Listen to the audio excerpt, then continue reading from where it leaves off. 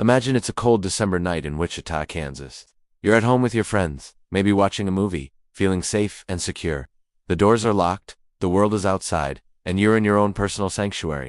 That feeling of safety is something we all take for granted. But on the night of December 14th, 2004, 5 young people, that sanctuary was shattered in the most horrific way imaginable. This is the story of the Wichita Massacre, a home invasion that spiraled into a nightmare of pure terror. It all started with a knock on the door. A seemingly simple event that would lead to hours of unspeakable horror. 2 brothers, Reginald and Jonathan Carr, fresh off a violent crime spree, forced their way into a home where 5 friends were gathered. They were in their early 20s, with their whole lives ahead of them. What unfolded next is the very definition of a living nightmare.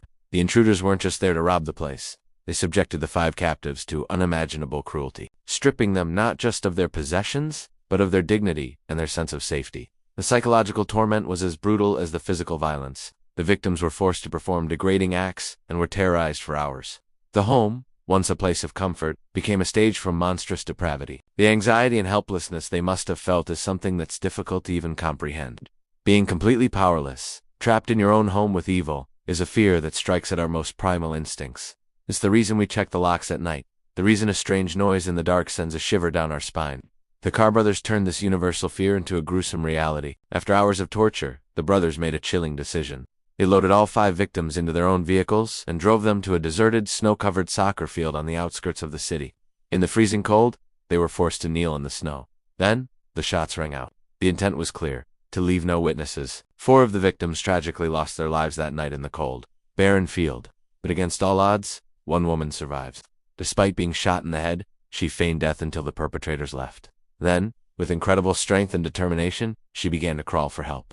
Barefoot and bleeding in the freezing snow, she made her way over a mile to the nearest house, her will to live pushing her through the excruciating pain and cold. Her survival is a testament to human resilience in the face of absolute evil. It was her courageous testimony that brought the Carr brothers to justice. She remembered every horrifying detail, providing law enforcement with the crucial information needed to catch them. The Wichita Massacre serves as a terrifying reminder of the fragility of our safety. It highlights the chilling reality that sometimes, evil doesn't need a reason. It can just show up at your door.